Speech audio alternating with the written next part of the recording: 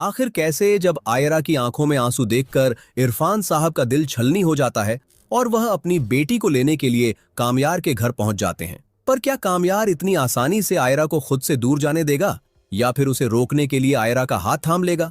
जी हां दोस्तों, कहानी की शुरुआत होती है उस पल से जब कामयार आयरा से कहता है, तुम मेरी जिंदगी हुआ करती थी, लेकिन अब मुझे तुम्हारे साथ साथ अपनी जिंदगी से भी नफरत हो चुकी है।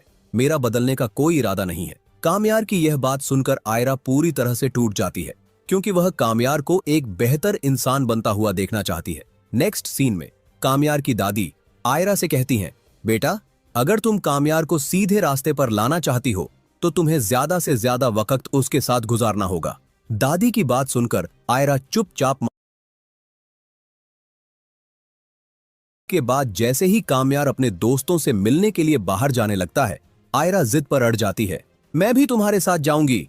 कामयार न चाहते हुए भी आयरा को अपने साथ ले जाता है, लेकिन पूरे रास्ते कभी गुस्से में हार्श ड्राइविंग करता है तो कभी आयरा के साथ बदतमीजी करता रहता है। पर हद तो तब हो जाती है जब कामयार सीधा अपने लफंगे दोस्तों की पार्टी में पहुंच जाता है। पार्टी का माहौल देखकर आयरा के पैरों तले जमीन खिसक जाती है क्योंकि वहां वह सब कुछ देख रही होती है जो शायद उसने कभी अपने सपने में भी नहीं सोचा होता। आयरा घर से वहां से जाने को कहती है, पर कामयार गुस्से में बोलता है, तुम होती कौन हो मुझे बोलने वाली? और फिर कामयार अपने दोस्तों के सामने आयरा की बेचारी आयरा इमोशनल होकर अकेली ही पार्टी छोड़कर निकल जाती है। रोती हुई जब आयरा घर वापस पहुंचती है तो उसका हाल देखकर दादी हैरान रह जाती हैं और पूछती हैं, कामयार तुम्हारे साथ क्यों नहीं आया? आयरा रो रोकर दादी को सब कुछ बता देती है कि कैसे कामयार ने उसे अपने दोस्तों के सामने जलील किया। यह सुनकर दादी को कामयार पर शदीद गुस्सा आ जाता है। वह आयरा को सीने से लगाते हुए कहती हैं, बेटा तुम फिक्र मत करो, कामयार जैसे ही वापस आएगा मैं खुद उसके कान खींचूंगी। लेकिन आयरा अपने इस बेनाम रिश्ते की वजह से इतनी फ्रस्ट्रेट हो जाती है कि वह रोते हुए अपने पापा इरफान साहब को फोन कर देती है। अपनी बेटी की सिसकियों की आवाज सुनकर इरफान साहब का दिल टूट जाता है क्योंकि आयरा उनके सर का ताज हुआ करती थी।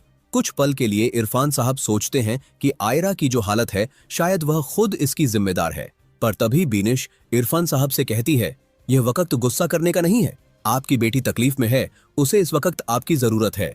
बीनिश के समझाने पर इरफान साहब मान जाते हैं और आयरा को लेने पहुंच जाते हैं, लेकिन तभी वहां कामयार आ जाता है और इरफान साहब के आयरा को ले जाने से पहले ही कामयार आयरा का हाथ थाम लेता है। कामयार गुस्से में कहता है, अब यह मेरी बीवी है, आप इसे यूं लेकर नहीं जा सकते। इस पर आयरा कामयार को जोर से थप्पड़ मारती है और बिना कुछ कहे इरफान साहब के साथ वहां से चली जाती है। आयरा के जाते ही कामयार की दादी को हार्ट अटैक आ जाता है और वह बेहोश हो जाती है। दादी को इस हालत में देखकर कामयार का सारा नशा उतर जाता है और वह उन्हें फौरन हॉस्पिटल ले जाता है। हॉस्पिटल